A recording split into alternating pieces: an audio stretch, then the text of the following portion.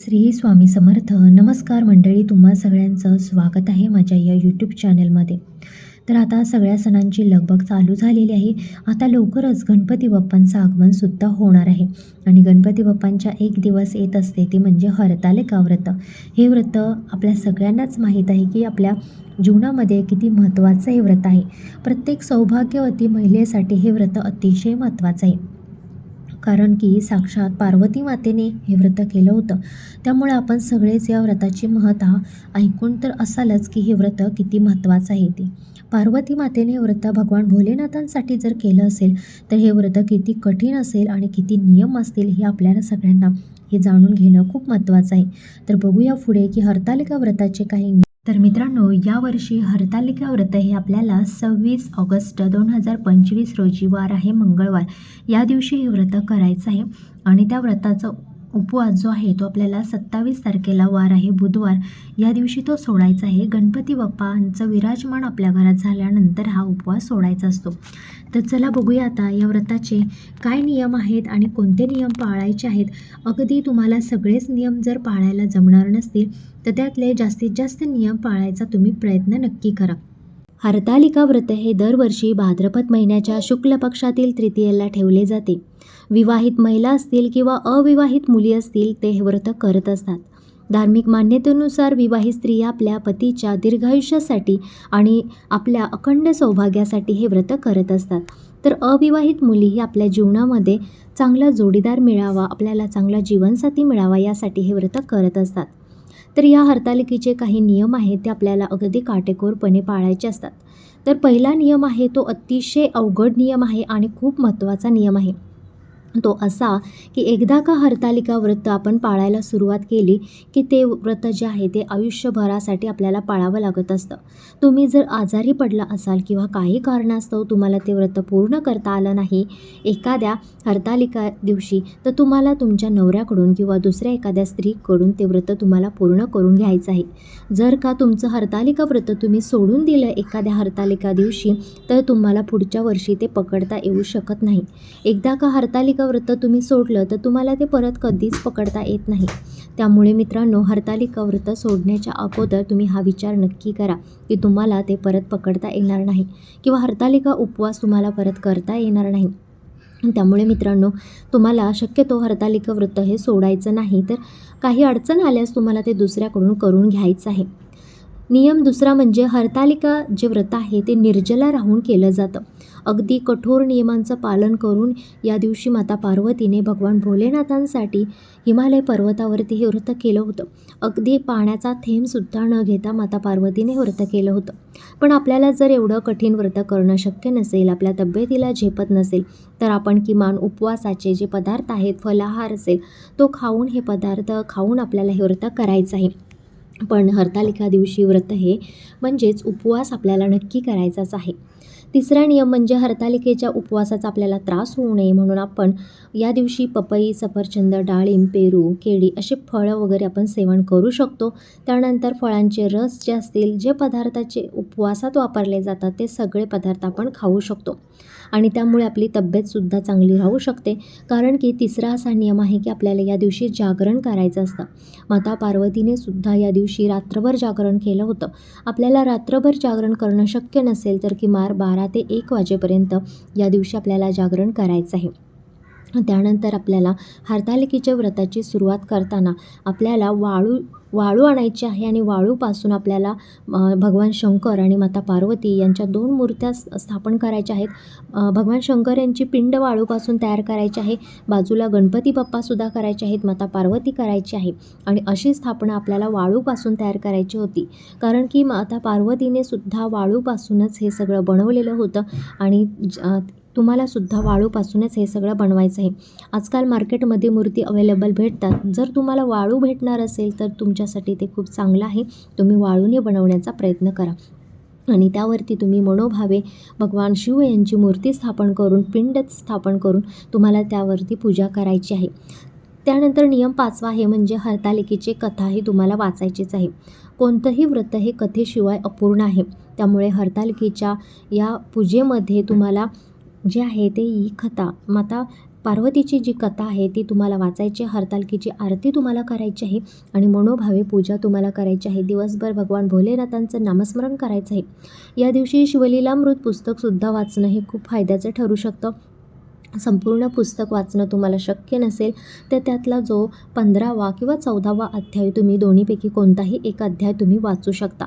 त्यामुळे सुद्धा तुम्हाला जे आहे ते चांगलं पुण्य तुम्हाला भेटणार आहे. तुमच्या हर एक मनोकामना ज्या आहेत त्या पूर्ण होणार आहेत. कारण की माता पार्वतीने हे व्रत केलं होतं भगवान भोलेनाथांच्याकडे तिचं मनोइच्छा पूर्ण करण्यासाठी आणि मनोकामना पूर्ण करण्यासाठी. त्यामुळे तुम्हीसुद्धा अगदी मनोभावे जर हे व्रत केलं तर तुमचीसुद्धा मनोकामना नक्कीच पूर्ण होणार आहे. नियम 5वा म्हणजे हरतालिका पूजेच्या वेळेस तुम्हाला माता पार्वतीला काकडी असेल, मक्याचं कणीस असेल, मक्याचा तुरा असेल, दुर्वा असतील, जे काही 5 पालवी असते ती त्यांना अर्पण करायची असते. आणि जेणेकरून पेरूची पानं असतील, आंब्याची पानं असतील, अशा 5 प्रकारच्या. कारण की माता पार्वतीने हे व्रत जंगलामध्ये केलं होतं आणि तिथे तिने अशा प्रकारच्या ज्या पालव्या आहेत त्या गोळा करून त्या भगवान भोलेनाथांना समर्पित केल्या होत्या. त्यामुळे अशा पालव्या ज्या आहेत ती शिवलिंगावरती तुम्हाला समर्पित करायच्या आहे, त्याची मोळी बांधायची आहे आणि ह्या ज्या आहेत पालव्या त्या भगवान भोलेनाथांच्या शिवलिंगावरती अर्पण करायचं आहे. त्यामध्ये आघाडा असतो, पेरूचं पान आहे, डाळिंबाचं पान आहे, ज्या काही 5 फळांची पानं आहेत ते तुम्हाला घ्यायची आहेत. त्यानंतर हरतालिकेचं पूजन परंपरेनुसार सकाळी तसेच प्रदोष काळात तुम्हाला करायचं आहे. महिलांनी रात्रभर जागरण करून त्या दिवशी भजन, कीर्तन, नामस्मरण हे करायचं आहे. आणि त्यानंतर दुसऱ्या दिवशी जी वाळू आहे शिवलिंगावरती स्थापन केलेली ती तुम्हाला दुसऱ्या दिवशी त्याची उत्तर पूजा करायची आहे. म्हणजे ते पाण्यामध्ये तुम्हाला समर्पित करायचं आहे, अर्पण करायचं आहे. आणि उपवास करताना हरतालिका व्रत कथा हे ऐकणं विसरायचं नाही, कारण की कथा हे यातलं महत्त्वाचं आहे.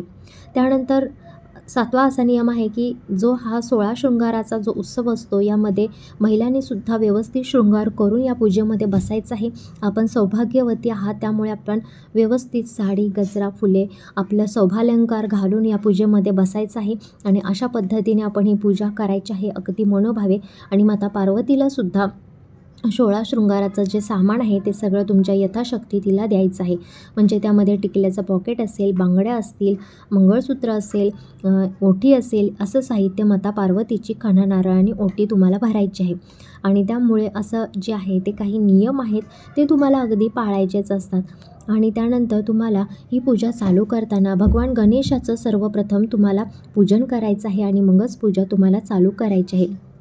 त्यानंतर तुम्हाला या दिवशी पिवळे आणि पांढरे कपडे घालणं हे खूप शुभ मानलं गेलेलं आहे. कारण या कपड्यांमध्ये जी सकारात्मक ऊर्जा असते ती आपल्याला पूजा पूर्ण करण्यासाठी किंवा आपल्या जीवनातील अडथळे दूर करण्यासाठी आपण वापरत असतो. आणि असे कपडे जर आपण घातले तर अगदी मन प्रसन्न राहतं, आपल्या आजूबाजूचे जे वातावरण आहे ते प्रसन्न राहत असतं आणि आपल्या घरामध्ये एक प्रकारची सकारात्मक ऊर्जा निर्माण होत असते. त्याशिवाय तुम्हाला या दिवशी काळे कपडे घालणं तुम्हाला टाळायचं आहे. त्यानंतर उपवासा दिवशी तुम्हाला झोपायचं नाही. उपवासा दिवशी कोणाला उलटसुलट बोलायचं नाही, घरात भांडण तंटा करायचा नाही. हे छोटे छोटे नियम आहेत पण हे तुम्हाला पाळायचे आहेत. कारण यामुळेच भगवान शिव हे प्रसन्न होत असतात, माता पार्वती प्रसन्न होत असते आणि तुमची हर एक मनोकामना ही पूर्ण होत असते. त्यामुळे मित्रांनो, मान्यतेनुसार हा उपवास 24 तासांसाठी ठेवला जातो. धार्मिक मान्यतेनुसार एकदा हरतालिका व्रताचा संकल्प घेतला तर तो मध्ये सोडता येत नाही. हे व्रत आयुष्यभरासाठी आपल्याला पाळावं लागत असतं. परंतु काही कारणास्तव हे व्रत करता येत नसेल तर त्याचं उद्यापन करून हे व्रत कुटुंबातील दुसऱ्या एखाद्या व्यक्तीला तुम्हाला सोपवायचं आहे. जर तुम्हाला हे व्रत सोडायचं असेल तर त्याचं व्यवस्थितपणे उद्यापन तुम्हाला करायचं असतं आणि ते दुसऱ्या व्यक्तीला सोपायचं असतं घरातल्या, तेव्हाच हे व्रत सोडता येतं. एकदा हरतालिका व्रताचा संकल्प घेतला तर ते मध्ये सोडता येत नाही. त्यामुळे मित्रांनो, ज्या पण महिलांना मानसिक पाळी आली असेल अशा महिलांनी पूजा करू नये. परंतु या महिलांनी उपवास जरूर करावा आणि दुसऱ्यांकडून ही कथा ऐकून घ्यावी, दुसऱ्याकडून पूजा मांडून घ्यावी. पण देवाला स्पर्श करू नये आणि ठरलेल्या वेळानुसार आपल्याला उपवास सोडायचा आहे. हरतालिकेचा उपवास हा असतो तो दुसऱ्या दिवशी सोडला जातो. म्हणजे चतुर्थ तिथीला, म्हणजे गणपती उत्सवाच्या जो पहिला दिवस असतो त्या दिवशी सूर्योदयानंतर आपण गणपती बाप्पांना विराजमान घरामध्ये करायचं आहे. त्यांची यथाशक्ती पूजा करायची आहे, नैवेद्य दाखवायचा आहे आणि मगच आपण जो आहे तो उपवास सोडायचा आहे. ज्या लोकांच्याकडे गणपती बाप्पा बसत नाहीत त्यांनी सूर्योदयानंतर कधीही उपवास सोडला तरीही चालेल. व्रत सोडण्यापूर्वी अंघोळ करून आपली जी नित्याची देवपूजा आहे ती करायची आहे. शिव आणि पार्वतीसमोर पुन्हा एकदा दिवा प्रज्वलित करायचा आहे. त्यानंतर त्यांना हळद कुंकू अक्षता जे काही आहे ते वाहायचं आहे. त्यांची मनोभावे पुन्हा एकदा आपल्याला आरती करायची आहे आणि मगच तुम्हाला ते विसर्जन करायचं आहे आणि प्रसाद खाल्ल्यानंतरच मग तुम्हाला उपवास सोडायचा आहे. शास्त्रानुसार हरतालिका व्रताच्या वेळी व्रत करणाऱ्यांनी आपल्या रागावर नियंत्रण ठेवणे खूप महत्त्वाचे आहे. स्वतःवर नियंत्रण ठेवणे अत्यंत आवश्यक आहे. या दिवशी कोणत्याही प्रकारचे वाद घालू नका. तसेच व्रत पाळताना तुमचे मन आणि शरीर हे शुद्ध असलं पाहिजे. व्रत करणाऱ्याने आपल्या रागावर नियंत्रण ठेवणे खूप आवश्यक आहे. तर अशा प्रकारे हरतालिका व्रत सर्व विवाहित महिलांनी खूप खास असतं आणि प्रत्येक विवाहित स्त्री पतीच्या दीर्घायुष्यासाठी पाळत असते आणि त्यांच्या वैवाहिक जीवनात आनंद प्राप्ती करून घेण्यासाठी हे व्रत जे आहे ते खूप महत्त्वाचं आहे. या दिवशी माता पार्वती आणि शिव यांची पूजा करून आपण अखंड सौभाग्याचा आशीर्वाद प्राप्त करून घेऊयात. उपवास करूयात आणि माता पार्वती आणि भगवान भोलेनाथ यांना प्रसन्न करून घेऊयात. तर तुम्हाला माहिती कशी आवडली कमेंटमध्ये नक्की सांगा. कमेंट बॉक्समध्ये जय भोलेनाथ जय माता पार्वती लिहायला विसरू नका. एक लाईक नक्की करा. चॅनेलला सबस्क्राईब केलं नसेल तर सबस्क्राईब करा. धन्यवाद.